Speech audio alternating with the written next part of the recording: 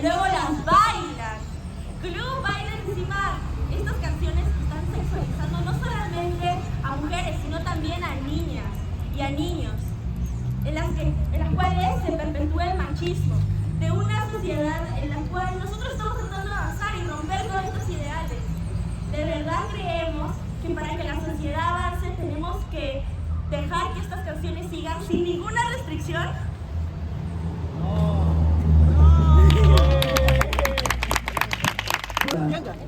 Nos hablan de restringir descaradamente. Sin embargo, ¿es acaso no un derecho este? ¿Acaso vienen a reprimirnos? ¿A tratar de creerse las ratas del Congreso para prohibir nuestra libertad de expresión? Que cada uno nacimos con ello. Lamentablemente, no vamos a permitir esto. Expresarse, saber lo que uno siente día a día, tal vez con una canción de reggaetón o diferentes tipos de estilos de música, es parte de uno de nuestros derechos. Y no solamente acá aplaudimos la libertad de expresión, sino saber representarse con esto. Es por ello que el día de hoy esta casa se encuentra en contra de toda forma de que esto sea prohibida, ya que solo existen dos puntos de vista, el nuestro y el equivocado. Isaac, Inicia en 3, 2, 1. La cultura musical ha ido evolucionando hoy en día. De hecho, música que antes escuchábamos, como por ejemplo música clásica o salsas o rock antiguo, ha sido reemplazado y está siendo sustituido por otras herramientas. Entre estas el reggaetón y un subtipo del cual les quiero hablar, el reggaetón mexa, el cual es un tipo de reggaetón en el cual se usan letras sucias, hablando acerca de, bueno, tienen un gran índole sexual, hablando acerca de adicciones, de droga, entre otras canciones que ya conocemos por sus representantes, los cuales son Danny Flow, Bella Cat, Ucielito, Yerimoa, entre otros. Ahora, este tipo de canciones promueven y nos ejemplifican muchos tipos de estereotipos y de discriminación, dándonos así un discurso de odio. ¿Qué es un discurso de odio? Un discurso de odio es la manera en la que nosotros nos comunicamos, pero fomentamos a la discriminación, fomentamos a generar violencia. Y esto precisamente está en esas canciones. Así que nosotros, siendo agentes que debemos más bien construir una nueva sociedad, debemos permitir esto, debemos permitir que discursos de odio sean difundidos, que sean normalizados dentro de nuestra sociedad. Hace poco estuve en Gamarra, escuché que en la radio, bueno, no en la radio, en un parlante ponían una canción, Reggaetón Champán, la cual creo que todos conocemos, y en una parte, la cual habla muy explícitamente de una actividad sexual, la pusieron a todo volumen, sin ningún tipo de censura o restricción. Y esto lo escucharon niños, lo escucharon padres de familia, los cuales obviamente tenían de qué quejarse porque estamos en un ambiente público. Estamos hablando de restringir estas canciones en un ambiente en el que hay niños, hay adolescentes, hay adultos, hay de todo, en el que todos estamos ahí, todos estamos pensando. Muchas personas pueden sustentar esto de restringir o no el reggaetón o las canciones con letras explícitas con los derechos humanos, ya que en el artículo 19 de la Declaración de Derechos Humanos se habla acerca del derecho a la libertad de expresión. Este derecho, si bien por la Amnistía Internacional nos habla sobre que tiene que tener unos límites, como por ejemplo que no hayan discursos de odio, precisamente lo que se está viendo en estas canciones. Así que debemos ponernos a pensar, tenemos que respetar estos límites. ¿De verdad creemos que el derecho de la libertad de expresión puede darnos esta libertad? Que ya no es libertad, sino que se sobrepasa otros límites, llegando incluso a vulnerar a otro tipo de personas. Tenemos que seguir perpetuando estos estereotipos que hemos tratado de borrar. Tenemos que seguir escuchando esta música, que claro, uno lo puede escuchar en su casa. Yo escucho reggaetón en mi casa, pero no lo voy a escuchar, en especial estas letras tan explícitas, tan vulgares, en un público abierto, en el que hay tantos niños, como por ejemplo acá, en donde hay niños, hay bebés, hay padres de familia, hay de todo. De verdad tenemos que seguir escuchando estas músicas en lugares aptos a todo el público, sin ningún tipo de censura, sin ningún tipo de trigger warning en este tipo de canciones. Muchas gracias, Bianca. Para Leticia. Habiendo mencionado previamente que esto es parte de unos derechos derechos inherentes, el cual lo podemos ver pactado en el artículo 19 de la Declaración Universal de los Derechos Humanos. Y muy aparte, que como peruanos debemos hacer respetar nuestros derechos constitucionales, es acá donde verdaderamente buscamos perpetuar estos o como peruanos hacernos respetar. Ya teniendo este punto en claro, nos gustaría mencionar que esas letras explícitas no solo representan la creatividad del artista, sino reflejan algo que como sociedad no estamos muy seguros o no estamos muy constantes de ver. Las problemáticas sociales, las problemáticas complejas que pasa un gobierno, el machismo, cómo discriminan a las mujeres. Entonces, ¿quiénes somos como nosotros, latinoamericanos, personas que vivimos día a día contra la corrupción, contra el machismo, el feminicidio, para que estas letras nos enseñen verdaderamente lo que está pasando y tratar de tratarlo ya no como un tabú, sino como una educación para los jóvenes? Teniendo ese punto en claro, nos gustaría mencionar a nuestro primer artista, Calle 13, un cantautor puertorriqueño que menciona: aguantamos hasta el pendejismo, aguantar a nuestro puto presidente. Esta es como una forma, este cantante se manifiesta todo el odio, toda la rabia que tiene este presidente puertorriqueño a la hora de tomar sus acciones. Y es acá donde viene una balanza donde nos preguntamos si verdaderamente cómo debemos expresar este odio, esta disconformidad que tenemos contra alguien mediante una canción que solamente alienta al pueblo a saber y a identificar verdaderamente cómo se siente, o mediante acciones que podrían llegar propiamente hasta matar a una persona. Es algo que debemos reflexionar cómo expresar nuestros sentimientos de una manera no tan dura. Y si nos preguntamos cuánto genera o qué impacto tiene el reggaetón en nuestra sociedad, en nuestro país, pues déjenme decirles que el reggaetón genera $3.000 millones según el FBI, según Forbes México. Entonces, ¿qué estamos esperando? ¿A prohibir y que tal vez el PBI de una ciudad o de un país entero pueda caer por este? Porque como muy mencionan, el reggaetón mexa, algo que está muy sonado, si lo restringimos, un país se podría quedar sin economía. Y para los niños que escuchan esto, ya existe algo para tratar de no corromper su mente: el Parental Advisory, que ya está fundamentado y está en la Convención de 1980, donde nuestro país, Estados Unidos, Colombia y diferentes países más firmaron con aras de que los niños no tengan perpetuado su cerebro. Entonces, aquí ya no es cuestión de un país o de prohibir esto, sino el rol del padre y la madre al momento de educarlos. Una educación que tiene que ser continua. Y si estas canciones enseñan o no, pues claro que enseñan. Activamos nuestro pensamiento cognitivo, persuasivo, a la hora de distinguir si esto es bueno o malo. Entonces, verdaderamente las canciones de reggaetón o con letras explícitas nos perjudicarán. Gracias, Leticia. Exactamente, culpa de cantante o de padre. ¿Quién permite que los niños accedan a estas vulgaridades? Continuamos con las preguntas en las partes. Iniciamos por el lado contra. Pregunta de alianza. Dos cosas que primero tú vas a bloquear ahí.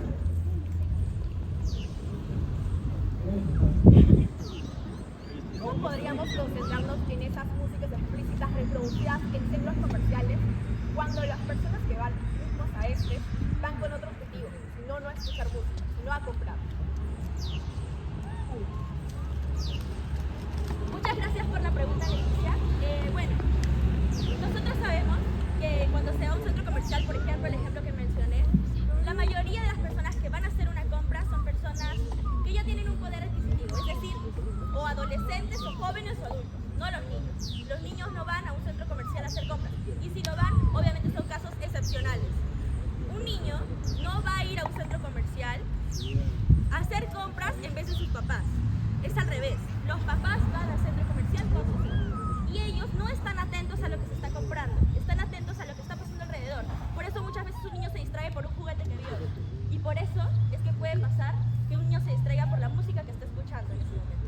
Como por ejemplo, música de reggaetón, música explícita, que no le hable correctamente de lo que tiene que estar bien en la sociedad, sino le hable todo lo contrario. Nosotros estamos exponiendo a estos niños, ya que como tú lo mencionas, sí, van a ir al centro comercial, obviamente se van a centrar en otras cosas, pero eso también es un foco del cual van a estar centrados.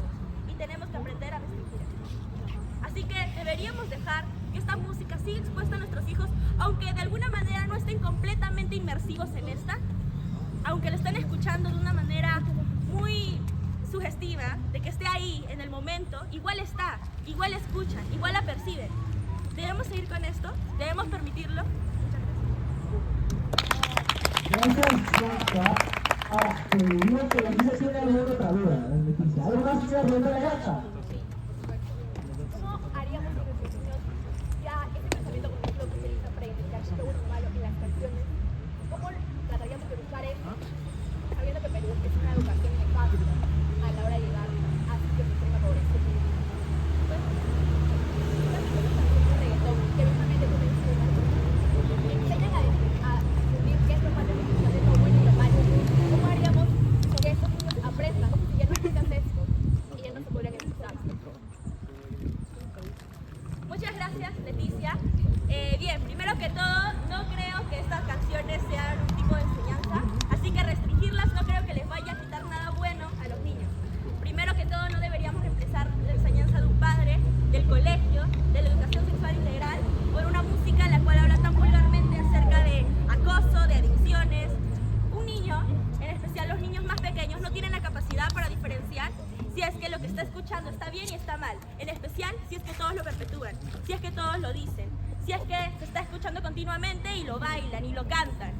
Así que de por sí un niño, por sí solo, no puede diferenciar si es que lo que está escuchando está bien, está mal o qué cosa es lo correcto. Entonces, restringirlo lo que hace más bien es incitar a que se enseñe de esto para que se pueda ayudar a que los niños puedan entender sobre esto, para que debemos reforzar el sistema, para que ellos puedan entender acerca de educación sexual, sobre las adicciones y todo tipo de cosas. Quitarles el reggaetón no es quitarles una enseñanza, es darles una oportunidad para aprender de una mejor manera y no de una manera vulgar. Si nos seguimos perpetuando, lo que estamos haciendo es hacer más daño. Estamos siguiendo con el sistema que, como ya lo dije, estamos tratando de erradicar desde hace muchos años.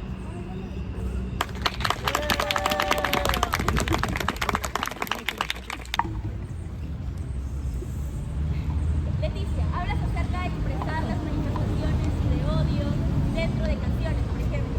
Entonces, si es que hay canciones con apología al terrorismo o al nazismo, ¿también lo dejarías pasar como si fueran simplemente expresiones? ¿O hasta qué límite crees que tiene que llegar la libertad de expresión? Muy bien, es que acá no hay una libertad de expresión o libertinaje, sino acá es la forma de expresar. ¿Expresar qué? Vamos a remontarnos a años pasados, donde tal vez no existían las redes sociales, no existía una forma de comunicar libremente. Cuando los nazis no podían comunicar su forma de ser. Entonces, es aquí donde viene el argumento que hemos presentado antes. Si llegamos a que estas personas no expresen al menos cuál es su ideología, qué es lo que sienten o cómo se representan, podemos llegar a una acumulación de todo el odio, que todo el odio quede en esa persona y que no sepa cómo expresarse. Así llegando a tomar alternativas demasiado no benevolentes, llegar a acciones que tal vez nos pueden perjudicar no solo como personas, sino a la sociedad. Entonces lo que buscamos acá es que esas personas no se repriman, no repriman ni sentimientos ni acciones, sino que lo traten de comunicar de una forma amigable al momento de escuchar una canción. Porque no puede ser la única persona que también piense eso, sino también hay masas por detrás que también lo siguen. Y es por eso que ese reggaetón, esas letras explícitas, llegan a tener popularidad y relevancia, porque tienen masas que lo siguen, no solo una persona que canta o no solo una persona que escribe, sino hay gente que se identifica. Y porque se identifiquen con una letra que es explícita, no significa que sean parte del resto, porque si no estaríamos aplicando lo que es la represión, lo que es mucho atacar a las personas. Entonces lo que buscamos acá es que se sientan cómodos con su libre expresión y no reprimirlos ni que estén representados por una sola persona.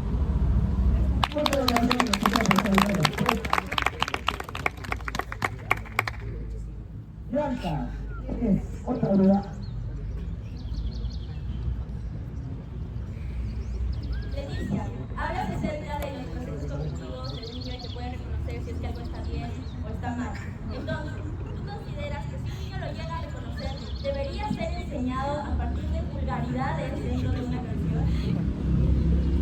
Reconocer, ya tenemos el primer paso, ya reconoció si es algo malo o algo bueno. Y para eso están los padres, ¿verdad? Porque desde muy niños nos enseña, si tenemos una inquietud, una pregunta, o nos nace el bichito de, mamá, ¿qué es esto? ¿O qué es lo otro? Como niños de 5 o 6 años, preguntamos o buscamos por internet qué es esto. Y por misma forma de buscar y nuestra inquietud de saber qué es, llegamos a googlear que tal vez es una práctica que no es adecuada, que representa una cultura. Entonces, hablamos de una enseñanza cognitiva, que no hablamos de creatividades, manualidades, o de aprender cuánto es 1 más 1, multiplicar, sino a razonar, el pensamiento crítico, que lamentablemente vivimos en una sociedad donde ese no está funcionando correctamente. Entonces, estas canciones recién están evolucionando y podemos tener ciudadanos mejores, con un razonamiento crítico al saber distinguir qué es lo bueno y qué no es lo malo, porque lo buscas.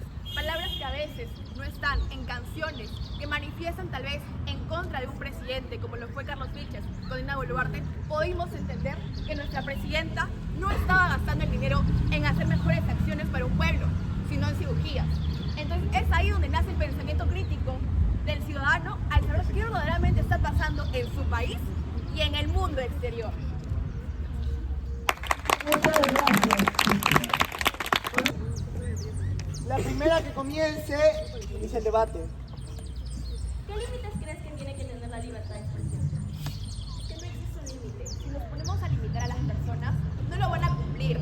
Porque si existimos un límite, no van a querer cumplir ese límite. Estamos tentándolos a que busquen esto en páginas web. Entonces, ¿consideras que, por ejemplo, al momento de asesinar a alguien o de hacer vandalismo? Es que por eso nosotros mencionamos que para hacer mejor la libertad de expresión y saber todo el odio que sentimos, no buscamos a que la persona lo represente mediante cuchillazos, mediante escenas que pueden llegar a mucho más.